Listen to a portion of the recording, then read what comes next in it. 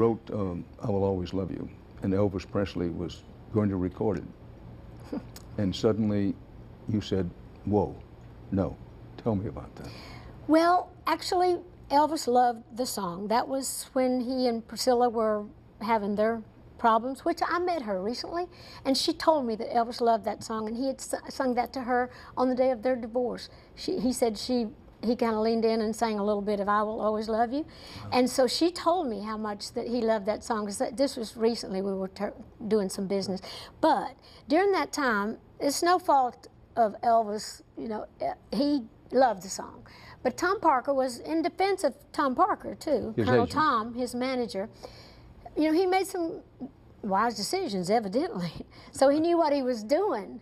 But that goes back to that other thing, because Elvis was ready to record it. I'd told my friends and people that he was recording it, and they were in town to do the recording. They had invited me down to the session.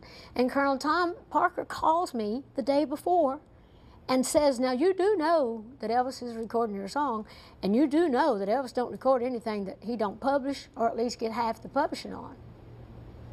I said, really? Which is to say he would have the rights to the song. He would have the rights, at least half of the rights to the publishing of the song. I said, I can't do that.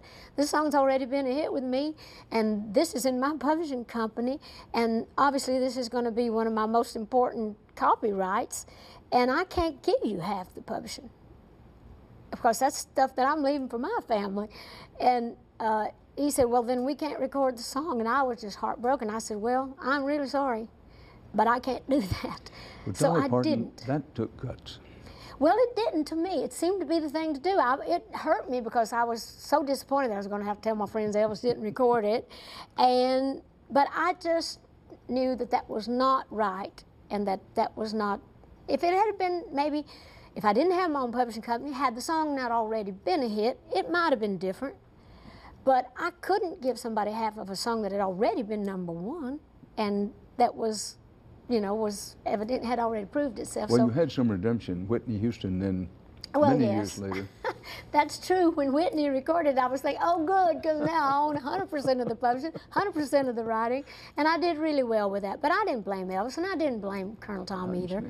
It was a decision I had to make at the time, and I'm glad I did.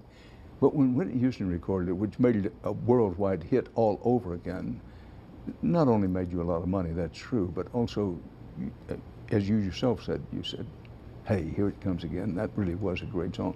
My question is, Whitney Houston, African-American heritage, you from the mountains of East Tennessee, what went through your mind when it was Whitney Houston who brought the song back and made it again such a sensational bestseller? Well, it was overwhelming, because I'd always loved her singing anyway. I mean, what a voice she had. I mean, at that time, nobody could out-sing her.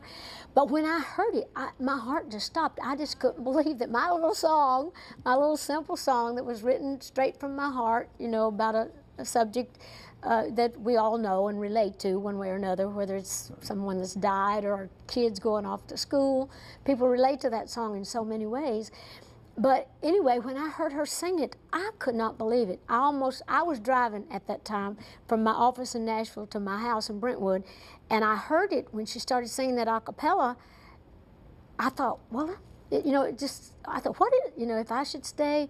And it took a minute to realize. And then when it went into with the music part where she said, and I honestly thought I was going to have a heart attack. You've been a remarkably successful businesswoman. How has that happened? Well, my dad was like that. My dad raised 12 children. My daddy could not read nor write. Never had a chance to go to school. But my daddy was so smart. You know, I've just always wondered what all my daddy might have been able to do had he had an education. But my daddy, I watched him maneuver. I watched how he could trade and barter, and it's like he would, well, they call it good horse sense or horse trading. They call it street smarts if you're from the city, but good old country horse sense. My daddy was so smart, and I just watched him through the years. And my daddy was also one of those people that was really willing to work. He was up all the time, up early, having to farm before he went to work on construction or doing whatever he had to do to keep food on the table. But he always just managed to make some of the best deals and some of the best choices. And I was very influenced by that. Now, I got my music from my mother's side of the family, and most musical people, musicians, don't want to work at anything else. So I got my work ethic from my dad, I got my music from my mama, and I tried in the early days when I would think about it and I started seeing that I could make money at this, I thought, well, they do call this the music business. So why don't I kind of lay a little heavy on the business side of things?